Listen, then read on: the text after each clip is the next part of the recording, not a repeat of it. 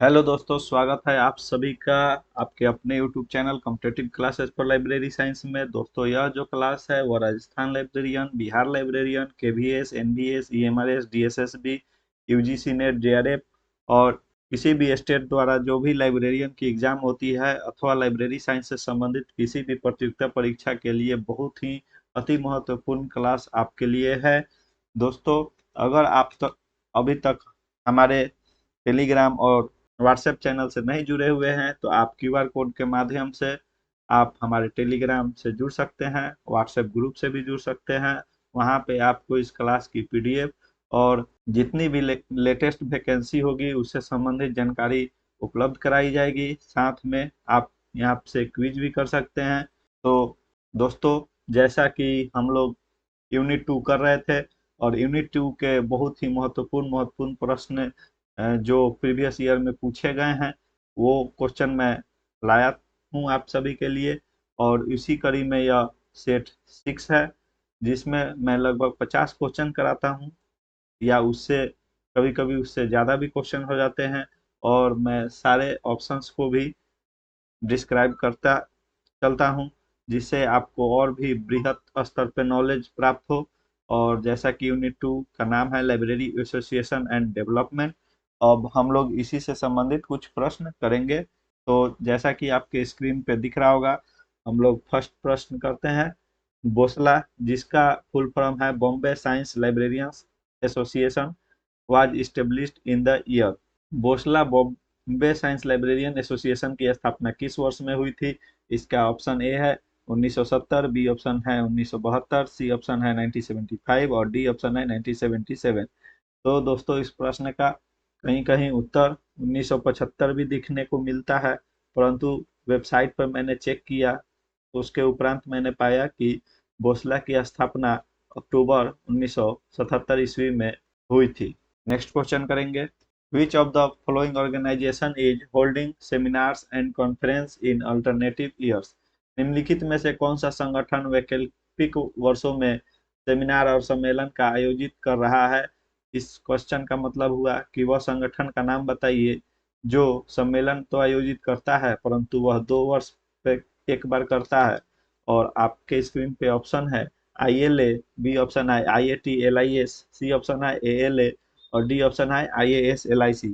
तो अगर स्थापना वर्ष की बात हम लोग करें तो आईएलए की स्थापना 1933 ईस्वी में की गई थी, जबकि आईआईटी एलआईएस की स्थापना 1969 ईस्वी में हुई थी और एएलए की स्थापना 1876 ईस्वी में की गई थी और आईएएस एलआईसी की स्थापना 1955 ईस्वी में की गई थी।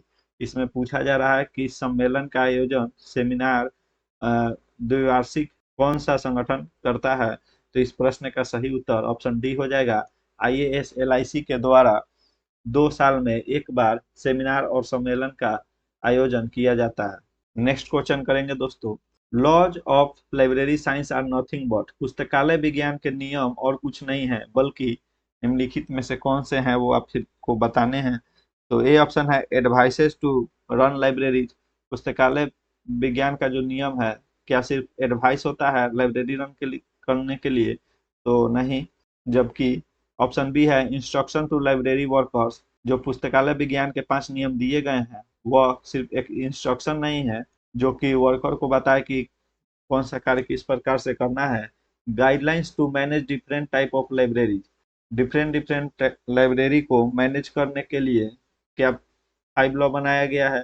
तो यह भी गलत ऑप्शन है। जबकि ऑप्शन डी है some philosophical foundation for library management and administration. यह जो ऑप्शन 4 है वह लॉज ऑफ लाइब्रेरी साइंस के लिए बिल्कुल सही बैठता है और इस प्रश्न का यही सही उत्तर होगा। अतः इस प्रश्न का सही उत्तर ऑप्शन डी हो जाएगा। नेक्स्ट क्वेश्चन करेंगे। Which of the pair of organization do jointly publish survey on digitization and preservation? A option है IFLA and UNESCO, B option है ALA and LC, C option है एसएलए एंड एएलए और D option है IASLIC and ILA. तो बताना है कि संगठन की कौन सी जोड़ी संयुक्त रूप से डिजिटलीकरण और संरक्षण पर सर्वेक्षण प्रकाशित करती है? तो दोस्तों, इस प्रश्न का सही उत्तर ऑप्शन ए हो जाएगा इफ्ला और यूनेस्को दोनों ही समेकित रूप से मिलकर जो डिजिटलीकरण और उसके कंजर्वेशन पे सर्वेक्षण प्रकाशित करने का कार्य करती है। नेक्स्ट क्वेश्चन करेंगे, in which year Aslib was acquired by MCB group the holding company of Emerald group of publishing, यानी किस वर्ष एस्लिब को एमसीबी समूह द्वारा अधिग्रहित किया गया था, जो एमराल्ड समूह के प्रकाशन के लिए होल्डिंग कंपनी थी।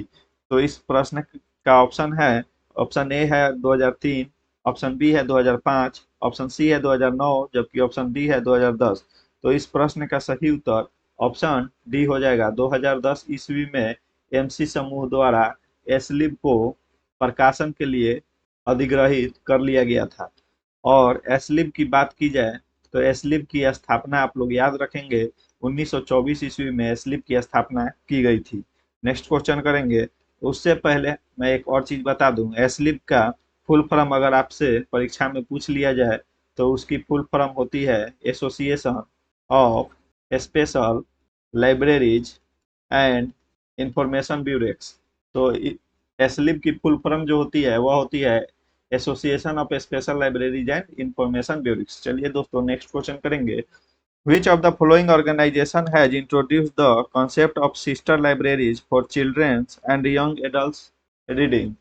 निम्नलिखित में से किस संगठन ने बच्चों और युवा वयस्कों के पढ़ने के लिए सिस्टम लाइब्रेरी की अवधारणा पेश की है? तो इसका फर्स्ट ऑप्शन है यूनेस्को, सेकंड ऑप्शन है इफ्ला, और सी ऑप्शन है library of Congress, D option है लाइब्रेरी एसोसिएशन यूके। तो दोस्तों इस प्रश्न का सही उत्तर इफ्ला हो जाएगा। इफ्ला एक संस्था है जो 1927 ईस्वी में गठित की गई थी और इसी के द्वारा सिस्टर लाइब्रेरी की अवधारणा पेश की गई थी, जिसमें बच्चों और युवा वयस्कों के पढ़ने के लिए एक माहौल माहौल मिलता है। तो इस प्रश्न का सही उत्तर इफ्ला हो जाएगा। नेक्स्ट क्वेश्चन करेंगे, the new name of standing conference of national and university libraries is, मतलब राष्ट्रीय और विश्वविद्यालय पुस्तकालयों के अस्थायी सम्मेलन एस्कोनुल का नया नाम क्या है? तो फर्स्ट ऑप्शन है, मैं सबसे पहले तो एस्कोनुल का नया नाम ही बता देता हूं जिससे आपको ऑप्शन में ढूंढने में आसानी होगी। तो एस्कोनुल का जो नया नाम है वह है society of college, society of college. एस्कोनुल का जो नया नाम है वह है society of college national and university libraries, जो कि आप ऑप्शन में देख सकते हैं। ऑप्शन बी में society of college national and university libraries दी हुई है, अतः इस प्रश्न का सही उत्तर ऑप्शन बी हो जाएगा। एक्स्ट्रा फैक्ट्स की बात की जाए तो एस्कोनुल की स्थापना जो हुई थी, एस्कोनुल की जो स्थापना हुई थी वह कहीं ना कहीं 1950 ईस्वी में ही हो गई थी, परंतु यह 1999 से 1999 ईस्वी से working group on internet information literacy के रूप में डेवलप की गई थी और 2012 में 7 pillars of information skill model भी दी गई थी। नेक्स्ट क्वेश्चन करेंगे, जनरल इंफॉर्मेशन प्रोग्राम जिसे हम पीजीआई कहते हैं वह कब लॉन्च की गई थी और किसके द्वारा लॉन्च किया गया था? तो सामान्य सूचना कार्यक्रम पीजीआई किसके द्वारा शुरू किया गया था? तो ए ऑप्शन है यूनेस्को, बी ऑप्शन है इफ्ला, सी ऑप्शन है एफआईडी और डी ऑप्शन है आईएसओ। तो दोस्तों इस प्रश्न का सही उत्तर ए हो जाएगा। यूनेस्को द्वारा ही पीजीआई की स्थापना की गई थी और यह कार्यक्रम 1976 ईस्वी से शुरू की जा रही है और पीजीआई के निर्माण में यूनेस्को ने यूनिसिस्ट और यूनिसिस्ट और यूनेस्को के जो प्रोग्राम होते थे उसको मिलाकर पीजीआई का निर्माण किया गया था।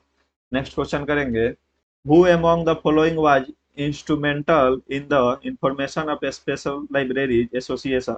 निम्नलिखित में से किसे स्पेशल लाइब्रेरी एसोसिएशन के गठन में महत्वपूर्ण भूमिका निभाई थी? ए ऑप्शन है एएलए सॉरी ए ऑप्शन है मेलविल डेवी, बी ऑप्शन है John Cotton Dana, C option है सीए कटर और डी ऑप्शन है निक जोन्स। तो दोस्तों इस प्रश्न का सही उत्तर हो जाएगा बी, जॉन कॉटन डाना ने एसएलए की गठन में महत्वपूर्ण भूमिका निभाई थी।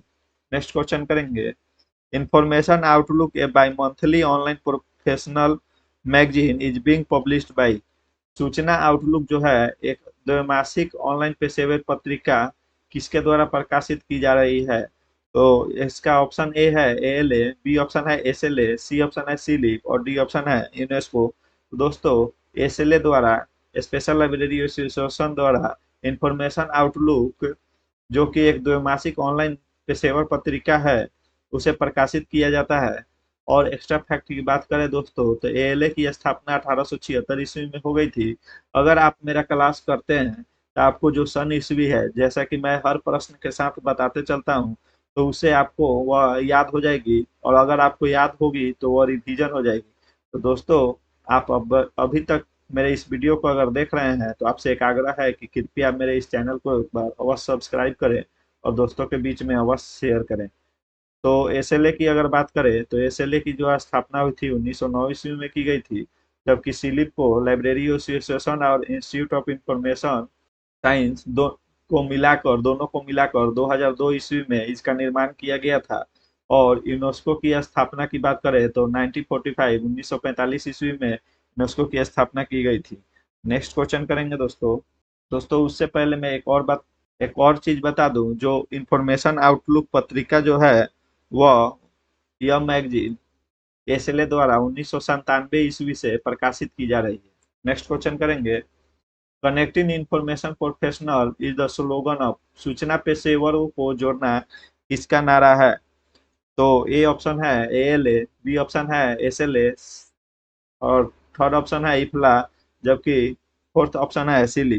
तो दोस्तों connecting information professional is the slogan of जो है वह एसएलए का है। एसएलए का स्लोगन है कनेक्टिंग इंफॉर्मेशन प्रोफेशनल, यानी सूचना पेशेवरों को जोड़ना। और यह जो स्लोगन है वह 1909 ईस्वी में जब एसएलए की स्थापना हुई थी उसके बाद दिया गया था।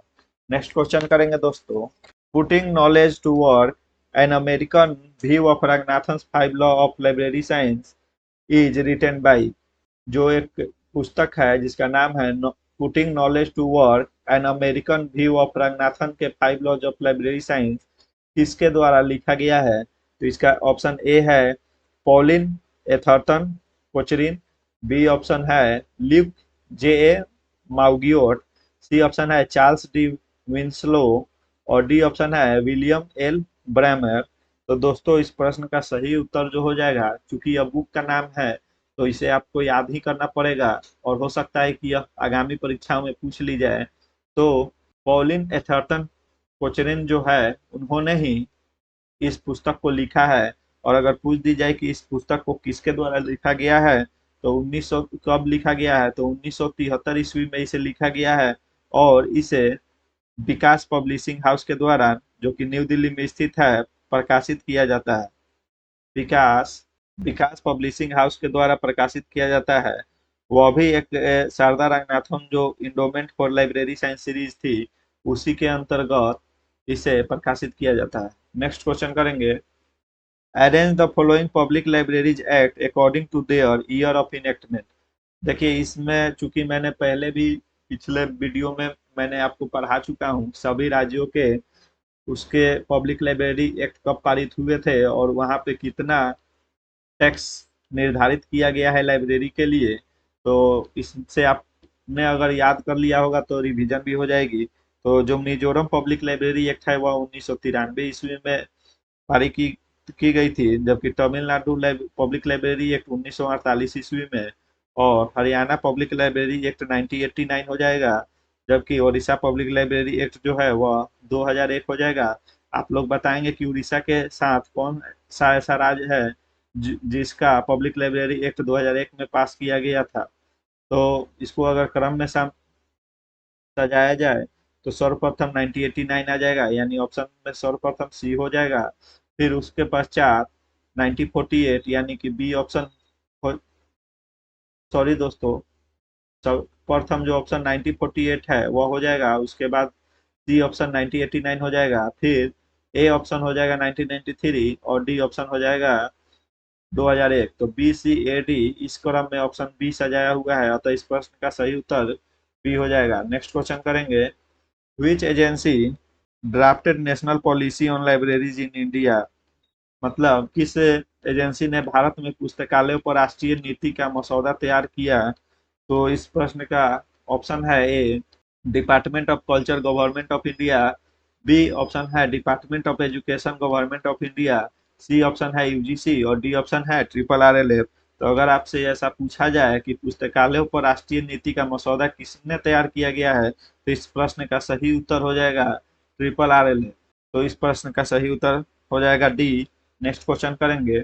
स्किल डेवलपमेंट प्रोग्राम यानी SDP for public libraries in India is initiated by, यानी भारत में सार्वजनिक पुस्तकालयों के लिए कौशल विकास कार्यक्रम जिसे एसडीपी कहा जाता है, किसके द्वारा शुरू किया गया था? तो ए ऑप्शन है ministry of human resource development, B option है directorate of library service government of West Bengal, C option है राजा राम मोहन राय लाइब्रेरी फाउंडेशन और डी ऑप्शन है इंडियन लाइब्रेरी एसोसिएशन यानी आईएलए।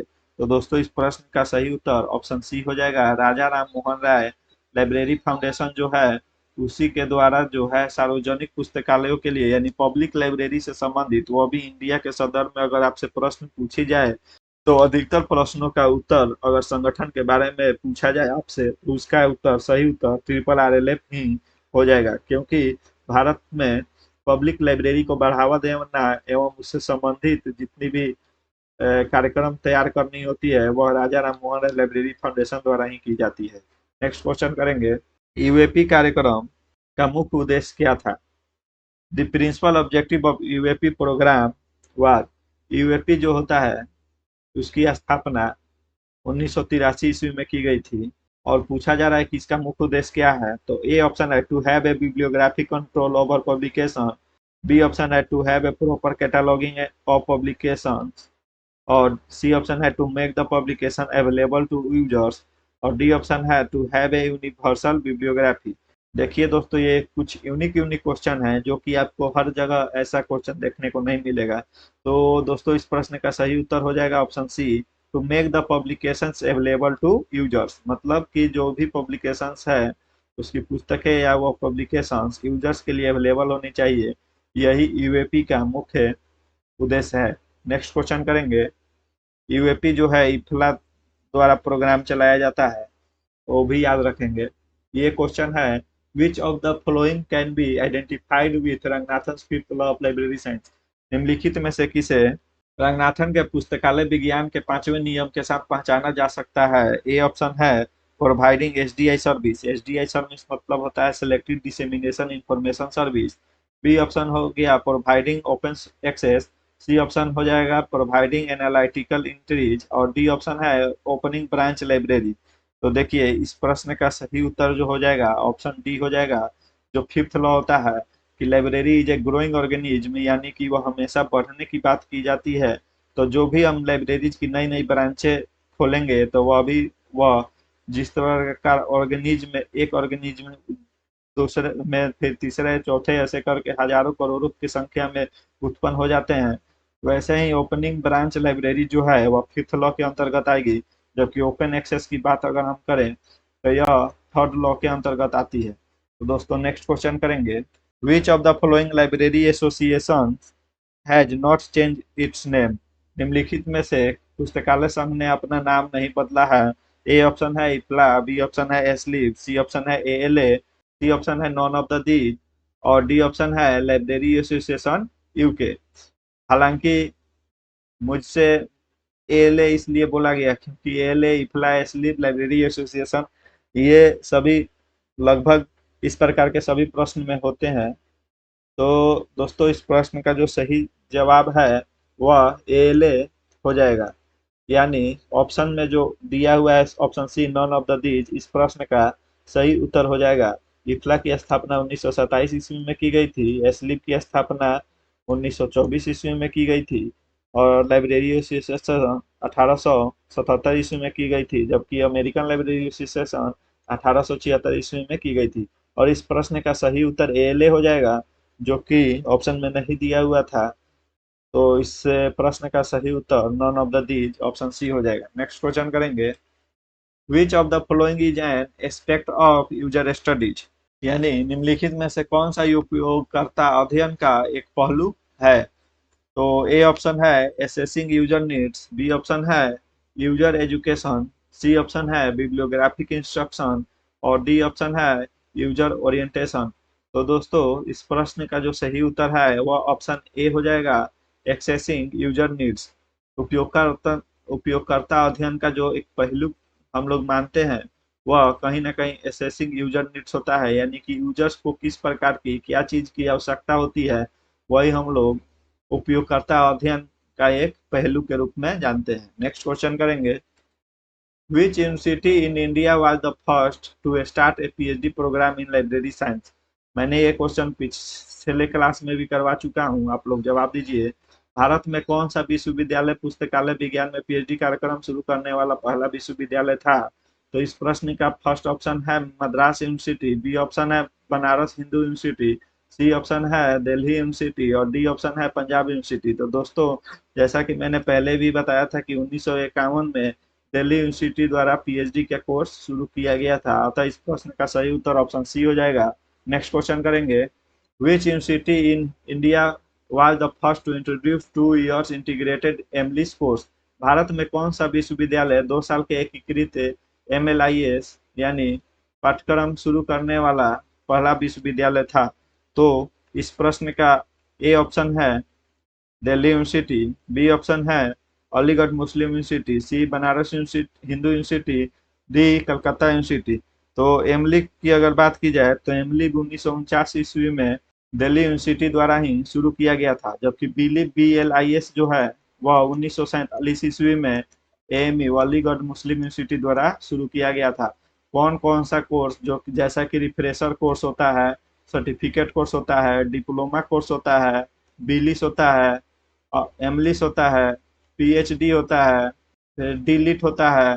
तो जो भी कोर्स किस यूनिवर्सिटी द्वारा और किस वर्ष में शुरुआत की गई थी यह मैंने फुल डिटेल्स में प्रीवियस क्लास में पढ़ा चुका हूँ, अतः अभी इसकी अगर फुल डिटेल्स चाहिए तो आप मेरी प्रीवियस क्लास देख सकते हैं। नेक्स्ट क्वेश्चन करते हैं दोस्तों, first certificate course in English at the university level was started by? विश्वविद्यालय स्तर पर LIS में पहला सर्टिफिकेट कोर्स किसके द्वारा शुरू किया गया था? ए ऑप्शन है मद्रास यूनिवर्सिटी, बी ऑप्शन है दिल्ली यूनिवर्सिटी, सी ऑप्शन है पंजाब यूनिवर्सिटी और डी ऑप्शन है बनारस हिंदू यूनिवर्सिटी। तो दोस्तों इस प्रश्न का सही उत्तर ऑप्शन सी हो जाएगा, पंजाब यूनिवर्सिटी द्वारा LIS में पहला सर्टिफिकेट कोर्स शुरू किया गया था। नेक्स्ट क्वेश्चन करेंगे, और वो भी 1915 ईस्वी में शुरू किया गया था, 1915-16, कहीं कहीं 16 भी देखने को हमें मिलता है। और आशा डॉन डिकिंसन महोदय द्वारा, जो कि पंजाब यूनिवर्सिटी द्वारा शुरू किया गया था, आशा डॉन डिकिंसन। मैंने ये सभी प्रीवियस क्लास में पढ़ा चुका हूँ, डिस्कस कर चुका हूँ, अतः उस पूरी इंफॉर्मेशन के लिए आप मेरा पिछला वीडियो अवश्य देखें। नेक्स्ट क्वेश्चन है, विच of the following university first started the PG diploma course in library science in India? यानी पूछा जा रहा है कि निम्नलिखित में से किस विश्वविद्यालय ने सबसे पहले भारत में पुस्तकालय विज्ञान में PG डिप्लोमा कोर्स शुरू किया था? तो ए ऑप्शन है दिल्ली यूनिवर्सिटी, बी ऑप्शन है मद्रास यूनिवर्सिटी, सी ऑप्शन है अलीगढ़ यूनिवर्सिटी, डी ऑप्शन है यूनिवर्सिटी ऑफ पंजाब। तो दोस्तों इस प्रश्न का सही उत्तर बी हो जाएगा, मद्रास यूनिवर्सिटी। मद्रास यूनिवर्सिटी 1929 में यह जो कोर्स है PG डिप्लोमा का वह शुरू किया गया था। अगर इसमें फंसाना हो तो यहाँ पे मद्रास लाइब्रेरी एसोसिएशन भी पूछ दिया जा सकता है, क्योंकि मद्रास लाइब्रेरी एसोसिएशन द्वारा भी सर्टिफिकेट कोर्स लाइब्रेरी साइंस में शुरू किया गया था, तो उसमें आपको कंफ्यूजन हो जाएगा। जबकि मद्रास यूनिवर्सिटी द्वारा PG डिप्लोमा कोर्स शुरू किया गया था, वो भी 1929 ईस्वी में, अतः इस प्रश्न का सही उत्तर बी हो जाएगा। नेक्स्ट क्वेश्चन करेंगे, which was the first Indian university that change the diploma course in library science to BLISC? तो इस प्रश्न का कहना है कि कौन सा पहला भारतीय विश्वविद्यालय था जिसने पुस्तकालय विज्ञान में डिप्लोमा के पाठ्यक्रम को BLISC में बदल दिया? ए ऑप्शन है Banaras Hindu university, B option है दिल्ली यूनिवर्सिटी, सी ऑप्शन है अलीगढ़ मुस्लिम यूनिवर्सिटी और डी ऑप्शन है मद्रास यूनिवर्सिटी। तो जैसा कि मैंने पहले ही बताया कि BLIS का कोर्स 1947 ईस्वी में अलीगढ़ मुस्लिम यूनिवर्सिटी द्वारा शुरू किया गया था, तो इस प्रश्न का सही उत्तर सी हो जाएगा। नेक्स्ट क्वेश्चन करेंगे, Which of the following organization started an associateship in documentation course in 1964? यानी निम्नलिखित में से किस संगठन ने 1964 में एसोसिएटशिप इन डॉक्यूमेंटेशन कोर्स शुरू किया गया है? तो ए ऑप्शन है डीआरटीसी, बी ऑप्शन है इंसडॉक, सी ऑप्शन है आईआईटीएलआईएस और डी ऑप्शन है इफ्ला। यहाँ आई होगा। तो इस प्रश्न का जो सही उत्तर है वह बी हो जाएगा। इंसडॉक द्वारा 1964 ईस्वी में एसोसिएटशिप इन डॉक्यूमेंटेशन कोर्स शुरू किया गया था। नेक्स्ट क्वेश्चन करेंगे। Name the Indian institution that courses in library science for women candidate only. उन भारतीय संस्थानों के नाम बताइए जो केवल महिला उम्मीदवारों के लिए पुस्तकालय विज्ञान में पाठ्यक्रम करते हैं। तो ए ऑप्शन है इसमें SNDT women's university Mumbai, second option है आईटी कॉलेज लखनऊ और सी ऑप्शन है बोथ ए एंड बी, जबकि डी ऑप्शन है नॉन ऑफ द अबव। दोस्तों इस प्रश्न का सही उत्तर ऑप्शन ए और बी बोथ हो जाएगा, अतः इस प्रश्न का सही उत्तर option C both A and B हो जाएगा। ये एसएनडीटी वुमेन्स यूनिवर्सिटी मुंबई और आईटी कॉलेज लखनऊ द्वारा यहाँ पे केवल महिला उम्मीदवारों के लिए पुस्तकालय विज्ञान में पाठ्यक्रम शुरू की गई है। नेक्स्ट क्वेश्चन करेंगे। Name the institution in India offering library and information science education for special libraries. यानी भारत में विशेष पुस्तकालयों के लिए पुस्तकालय और सूचना विज्ञान शिक्षा प्रदान करने वाले संस्थानों के नाम बताइए। ए ऑप्शन है डीआरटीसी बेंगलोर, बी ऑप्शन है इंस्टॉक न्यू दिल्ली, सी है ऑप्शन ए और बी दोनों और डी ऑप्शन है नॉन ऑफ द अबव। तो दोस्तों पुस्तकालय और सूचना विज्ञान शिक्षा प्रदान करने वाले संस्थानों का जो नाम है डीआरटीसी बेंगलोर और इंसडॉक, इन्होंने ही विशेष पुस्तकालय के लिए पुस्तकालय और सूचना विज्ञान शिक्षा प्रदान करने के लिए इस संस्था का निर्माण, इन संस्था द्वारा library and information science education शुरू की गई थी। अतः इस प्रश्न का सही उत्तर option C both A and B हो जाएगा। डीआरटीसी बेंगलोर और इंसडॉक, डीआरटीसी बेंगलोर जो होता है 1962 ईस्वी में इसकी स्थापना हुई थी, जबकि इंसडॉक और निस्कॉम, निस्कॉम की जो स्थापना है वह 1951 ईस्वी में और इंसडॉक की स्थापना 1952 ईस्वी में हुई थी। इंसडॉक 1952 और निस्कॉम 1951 और दोनों को मिलाकर निस्केयर का निर्माण किया गया था। निस्केयर का निर्माण किया गया था 2002 ईस्वी में। नेक्स्ट क्वेश्चन करेंगे। First state aided public library in India was established by. मतलब भारत में पहला राज्य सहायता प्राप्त सार्वजनिक पुस्तकालय किसके द्वारा स्थापित किया गया था? ए ऑप्शन है विलियम जोन, बी ऑप्शन है W A Borden, C option है महाराजा सियाजी राय गायकवाड़ तृतीय और डी ऑप्शन है राजा राम मोहन राय। तो इस प्रश्न का सही उत्तर ऑप्शन सी हो जाएगा। महाराजा सियाजी राय गायकवाड़ तृतीय ने ही पहला सार्वजनिक पुस्तकालय स्थापित करने में महत्वपूर्ण भूमिका निभाई थी। इन्होंने ही डब्ल्यू ए बोर्डन को बुलाया था और प्रथम पुस्तकालय अध्यक्ष यहाँ का नियुक्त किया था। नेक्स्ट क्वेश्चन करेंगे। According to S R Ranganathan the proportion of expenditure of university library budget on books and other reading material should be. यानी डॉक्टर एस आर रंगनाथन के अनुसार पुस्तकों एवं अन्य पठन सामग्री पर विश्वविद्यालय पुस्तकालय बजट के व्यय का अनुपात क्या होना चाहिए? ए ऑप्शन है 10%, बी ऑप्शन है 20%, सी ऑप्शन है 50% अथवा डी ऑप्शन है 40%। दोस्तों इस प्रश्न का सही उत्तर ऑप्शन डी हो जाएगा 40%। रंगनाथन जी के अनुसार 40% जो खर्च है व्यय है वह पुस्तकों और अन्य पठन सामग्री में प्रयोग करना चाहिए। नेक्स्ट क्वेश्चन करेंगे। National library Kolkata receives books on deposit under. राष्ट्रीय पुस्तकालय कोलकाता निम्नलिखित के तहत जमा पर पुस्तकें प्राप्त करता है। ए ऑप्शन है registration of book act 1867, B option है the delivery of books and newspaper, C option है द कॉपीराइट एक्ट 1985 और लास्ट ऑप्शन है राइट टू इंफॉर्मेशन एक्ट 2003। दोस्तों इस प्रश्न का सही उत्तर ऑप्शन बी हो जाएगा। The delivery of books and newspaper act जो है 1954 ईस्वी में, इसी के द्वारा राष्ट्रीय पुस्तकालय कोलकाता में पुस्तक जमा करने की बात कही गई थी। और डिपोजिटरी लाइब्रेरी जो हमने बताया था कि 4 डिपोजिटरी लाइब्रेरी होती है, उसका गठन किया गया था। तो वह 1926 ईस्वी में जो रीचे कमेटी का गठन किया गया था, रीचे कमेटी का गठन किया था सर्वप्रथम, उसी की देन है। लेकिन जो 1954 ईस्वी में delivery of books and newspaper public library act आया था, और इसमें अगर पूछ लिया जाए कि न्यूज़पेपर को कब शामिल किया गया, क्योंकि जब नया नया डिलीवरी ऑफ बुक एक्ट लागू हुआ था 1954 में, तो उसमें न्यूज़पेपर को शामिल नहीं किया गया था। न्यूज़पेपर को शामिल 1956 ईस्वी में किया गया था, यह आप लोग याद रखेंगे। और इसी के द्वारा हम लोग चारों जो डिपॉजिटरी लाइब्रेरी है वहाँ पुस्तक के कोई भी पब्लिकेशन जो भी पुस्तक प्रकाशित करती है वह सर्वप्रथम वहाँ एक एक प्रति पहुंचाती है। नेक्स्ट क्वेश्चन करेंगे।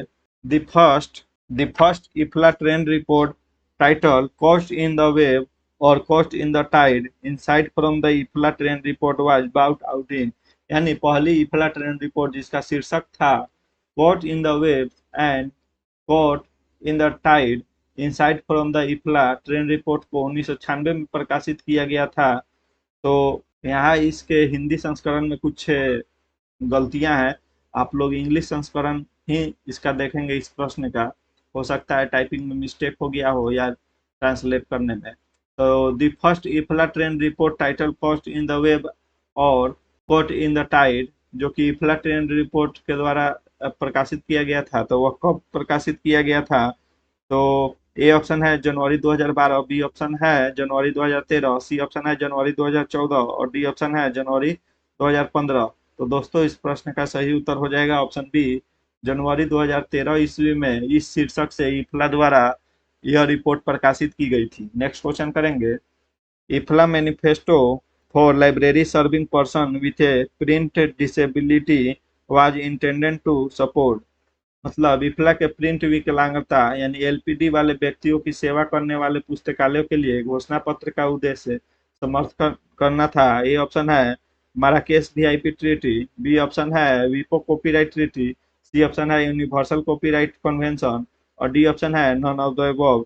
दोस्तों इस प्रश्न का सही उत्तर ऑप्शन ए है Marrakesh VIP treaty. Next question करेंगे। The Marrakesh VIP treaty on copyright exceptions was adopted in, copyright अपवादों पर मार्केस से वीआईपी संधि को 1995 में अपनाया गया था। इस प्रश्न में पूछा जा रहा है कि कॉपीराइट अपवादों पर मार्केस वीआईपी संधि को कब अपनाया गया था। तो इस प्रश्न का सही उत्तर हो जाएगा ऑप्शन ए, जून 2013 में इस संधि को, इस जो मार्केस वीआईपी संधि है इसे अपनाया गया था। नेक्स्ट क्वेश्चन करेंगे। What is the name of committee responsible for Indian standard related to library, पुस्तकालयों से संबंधित भारतीय मानकों के लिए जिम्मेदार समिति का नाम क्या है? ए ऑप्शन है TC46, बी ऑप्शन है MSD5, सी ऑप्शन है 20LIB और डी ऑप्शन है Z39। तो इस प्रश्न का सही उत्तर दोस्तों बी हो जाएगा MSD5। MSD5 द्वारा जो यह एक मानक है, भारतीय मानक है, उसमें जो कि लाइब्रेरी से के मानक के लिए संबंधित है। नेक्स्ट क्वेश्चन करेंगे। Indian standard IS 15339 is related with, यानी भारतीय मानक IS 15339 जो 2003 वर्ष दिया हुआ है किससे संबंधित है? ए ऑप्शन है public library guidelines, second option है academic library guidelines, third option है स्पेशल लाइब्रेरी गाइडलाइन और फोर्थ ऑप्शन है स्कूल लाइब्रेरी गाइडलाइन। तो जो यह IS से 15339 2003 पूछा गया है वह जो है पब्लिक लाइब्रेरी गाइडलाइन से संबंधित है। दोस्तों जैसा कि मैंने एक वीडियो बनाया हुआ है, अगर आप मेरे प्लेलिस्ट में देखेंगे तो वहां मैंने ISO से संबंधित सारी जो प्रमुख प्रमुख ISO है, कम से कम मैंने ज्यादा तो नहीं 15 से 20 मैंने ISO की जानकारी दी है जो कि विगत प्रश्नों में काफी बार पूछी जा चुकी है। तो अगर आपको ISO से संबंधित जानकारी चाहिए और किस ISO द्वारा कौन सी गाइडलाइंस उसके अंतर्गत आती है यह आपको जानना है, तो आप वह मेरा वीडियो देखना, एक बार अवश्य उस वीडियो को देखें, आपको ISO से संबंधित सारी जानकारी मिल जाएगी। नेक्स्ट क्वेश्चन करेंगे। National librarians day India is celebrated on, भारतीय राष्ट्रीय लाइब्रेरियन दिवस भारत के संदर्भ में कब मनाया जाता है? तो ए ऑप्शन है 12 अगस्त, बी ऑप्शन है 14 नवंबर, सी ऑप्शन है 23 अप्रैल और फोर्थ ऑप्शन है 19 सितंबर। तो दोस्तों इस प्रश्न का सही उत्तर ऑप्शन ए हो जाएगा, 12 अगस्त को लाइब्रेरियन दिवस मनाया जाता है, जबकि लाइब्रेरी वीक के सप्ताह पूछा जाता है तो 14 से 20 नवंबर को लाइब्रेरी वीक के रूप में हम लोग जानते हैं और 23 अप्रैल को world intellectual and property right day मनाया जाता है। नेक्स्ट क्वेश्चन करेंगे। Which agency propose the 7 pillars of information literacy? A option है इफ्ला, बी ऑप्शन है स्कोनूर, सी ऑप्शन है एफआईडी और डी ऑप्शन है यूनेस्को। जैसा कि मैंने पहले भी बताया है कि जो एस्कोनुल है वह 1999 ईस्वी में बनी थी और इसके जो 7 स्तंभ है वह इस प्रकार हैं। Identify identify, scope, plan, gather, evaluate, manage और प्रेजेंट। ये चीजें मैं आपको पीछे वाले क्लास में भी ये सभी चीज मैंने बता चुका हूँ। तो स्कोनुल की स्थापना 1999 और इसके जो 7 प्रमुख स्तंभ है यही हैं। Identify, scope, plan, gather, evaluate, manage, present. तो इस प्रश्न का सही उत्तर ऑप्शन बी हो जाएगा, स्कोनुल। नेक्स्ट क्वेश्चन करेंगे। जो स्कोनुल सोसाइटी द्वारा परिभाषित स्कोनुल के 7 स्तंभों में से नहीं है। जैसा कि मैंने अभी बताया कि 7 स्तंभ उसके हैं होते हैं, identify, scope, plan, gather, evaluate, manage, present. तो आप देखेंगे कि आइडेंटिफाई भी इसमें है, गैदर भी है, स्कोप भी है, लेकिन फाइंड जो है वह इसमें स्कोनुल के 7 स्तंभ में नहीं आते हैं, इसलिए इस प्रश्न का सही उत्तर ऑप्शन डी हो जाएगा। नेक्स्ट क्वेश्चन करेंगे। Which is true about Raja Ram Mohan Roy library foundation. Raja Ram Mohan Roy library foundation के बारे में क्या सही है? तो ए ऑप्शन है located at Chennai and works for university library. तो चेन्नई में तो अभी स्थित है, लेकिन यह यूनिवर्सिटी लाइब्रेरी के लिए कार्य नहीं करता है बल्कि पब्लिक लाइब्रेरी के लिए कार्य करता है। तो बी ऑप्शन में लोकेटेड एट कोलकाता। सॉरी, यहाँ पे ना ही तो राजा राम लाइब्रेरी फाउंडेशन चेन्नई में है और ना ही यह यूनिवर्सिटी के लिए कार्य करती है, जबकि यह कोलकाता में अवस्थित है और यह पब्लिक लाइब्रेरी के लिए ही कार्य करती है। यह मुंबई में भी अवस्थित नहीं है और ना ही दिल्ली में अवस्थित है, इसलिए इस प्रश्न का जो है सही उत्तर ऑप्शन बी हो जाएगा। राजा राम मोहन राय लाइब्रेरी फाउंडेशन की स्थापना 1972 ईस्वी में की गई थी और इसके हेडक्वार्टर जो है कोलकाता में है और यह पब्लिक लाइब्रेरी के विकास के लिए कार्य करती है। तो दोस्तों नेक्स्ट क्वेश्चन करेंगे। Which of the following is the implementing agency for capacity building activity of national mission on library. A option है Delhi public library, B option है Raja Ram Mohan Roy library foundation, C option है नेशनल लाइब्रेरी ऑफ इंडिया और D option है documentation research and training centre. तो दोस्तों जैसा कि मैंने कहा कि पुस्तकालय पर राष्ट्रीय मिशन दक्षता निर्माण जो एक गतिविधि के लिए कौन सी कार्यवाही कार्यान्वयन एजेंसी है, तो दिल्ली पब्लिक लाइब्रेरी तो नहीं है। इस प्रश्न का सही उत्तर ऑप्शन बी राजा राम मोहन राय लाइब्रेरी फाउंडेशन हो जाएगा। यही है जो पुस्तकालय पर राष्ट्रीय मिशन की क्षमता निर्माण गतिविधि के लिए एक कार्यान्वयन एजेंसी के रूप में कार्य करती है। नेक्स्ट क्वेश्चन करेंगे। Saraswati Mahal library is eight. Saraswati Mahal library जो है वह 1918 ईस्वी में इसकी स्थापना की गई थी और यह जो लाइब्रेरी है वह ए ऑप्शन तंजौर में अवस्थित है, इसलिए इस प्रश्न का सही उत्तर तंजौर हो जाएगा। तंजौर जो है राजस्थान में स्थित है। नेक्स्ट क्वेश्चन करेंगे। In the context of user studies, a librarian's study on how well the human-computer networks interaction works can be categorized as। A option है फिजिकल अप्रोच, बी ऑप्शन है फिलोसॉफिकल एनालिटिक अप्रोच और C option है user centre approach, जबकि D option है cognitive approach. तो देखिए दोस्तों, इस प्रश्न का जो सही उत्तर हो जाएगा ऑप्शन सी हो जाएगा। यह जो उपयोगकर्ता अध्ययन होता है वह यूजर सेंटर्ड अप्रोच होता है। यूजर सेंटर्ड अप्रोच होता है उपयोगकर्ता अध्ययन, अतः इस प्रश्न का सही उत्तर ऑप्शन सी हो जाएगा। नेक्स्ट क्वेश्चन करेंगे। Who developed information literacy logo. Information literacy logo का किसने विकसित किया है? तो ए ऑप्शन है एएलए और एसीआरएल ने, या बी ऑप्शन है एलसी और सीएलसी, सी ऑप्शन है इफ्ला और यूनेस्को और डी ऑप्शन है इफ्ला एएलए। तो दोस्तों इस प्रश्न का सही उत्तर ऑप्शन सी हो जाएगा। इफ्ला और यूनेस्को ने मिलकर समेकित रूप से सूचना साक्षरता लोगो यानी इंफॉर्मेशन लिटरेसी की जो लोगो तैयार की गई थी वह यूनेस्को और इफ्ला के द्वारा समेकित रूप से की गई थी, अतः इस प्रश्न का सही उत्तर ऑप्शन सी हो जाएगा। नेक्स्ट क्वेश्चन करेंगे। The term bibliophile refers to यानी ग्रंथ सूची किसे संदर्भित करता है? तो ए ऑप्शन है ए बिब्लियोग्राफर, बी ऑप्शन है a book lover, C option है ए पब्लिशर और डी ऑप्शन है ए बुक बाइंडर। तो दोस्तों इस प्रश्न का जो सही उत्तर है ऑप्शन बी हो जाएगा ए बुक लवर।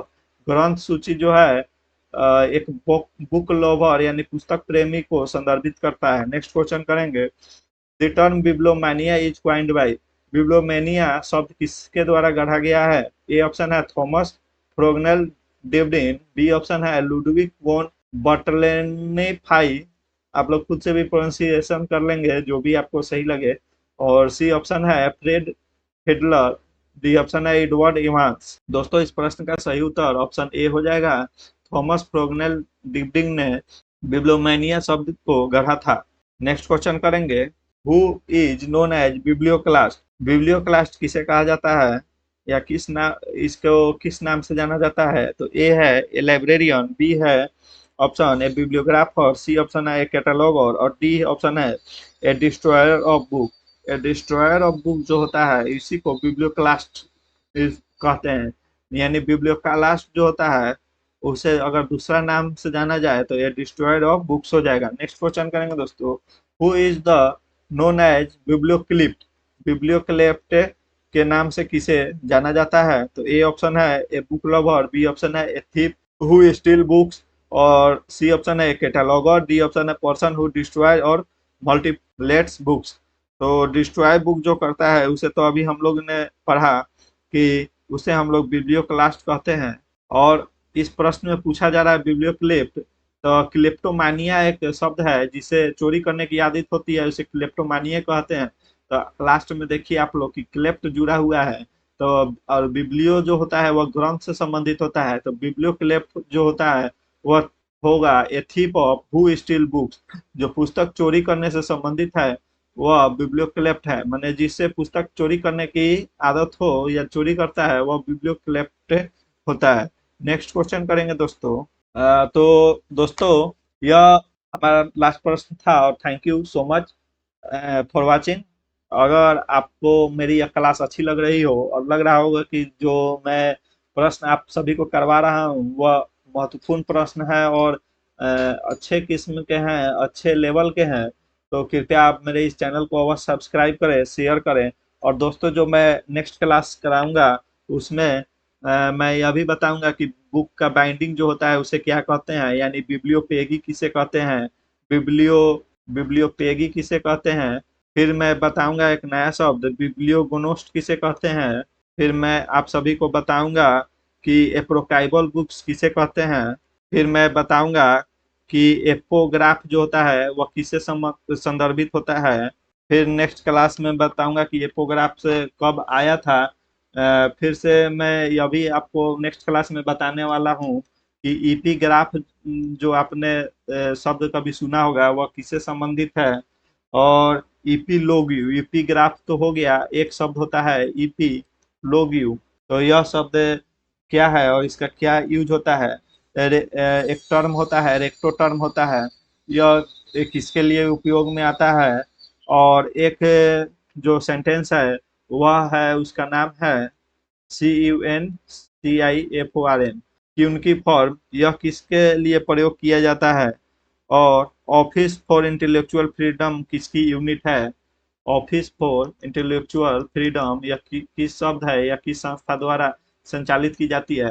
तो ऐसे ऐसे मैं महत्वपूर्ण प्रश्न जो है मैं नेक्स्ट क्लास में कराने वाला हूँ। तो इस सीरीज की जो अंतिम सेट होगी जो कि सेट 7 के रूप में आप सभी के लिए मैं लाऊंगा, तो इसमें भी जो बहुत ही महत्वपूर्ण महत्वपूर्ण प्रश्न और इस तरह के टर्म मैं आप सभी को समझाने वाला हूँ, इसके बारे में आपको अवगत कराने वाला हूँ। तो दोस्तों मेरा अगला वीडियो भी देखना ना भूलें और अवश्य ही देखिएगा। और दोस्तों अगर आपको क्लास अच्छी लग रही हो तो सब्सक्राइब जरूर करें। अभी तक अगर आप हमारे टेलीग्राम ग्रुप से नहीं जुड़े हुए हैं तो आप QR कोड के माध्यम से टेलीग्राम चैनल और व्हाट्सएप ग्रुप से जुड़ सकते हैं। तो दोस्तों थैंक यू सो मच, और आपका अप्रिसिएशन मेरे लिए बहुत ही ज़रूरी है। इसलिए दोस्तों अगर कोई सुझाव हो, सलाह हो तो आप कमेंट के माध्यम से हमें दे सकते हैं। और दोस्तों आप हमारे टेलीग्राम से जुड़े, वहाँ आपको क्लास की PDF मिलेगी, क्विज मिलेगी और लेटेस्ट जो वैकेंसी से संबंधित जानकारी है वो भी मिलेगी। तो थैंक यू दोस्तों, थैंक यू वेरी मच।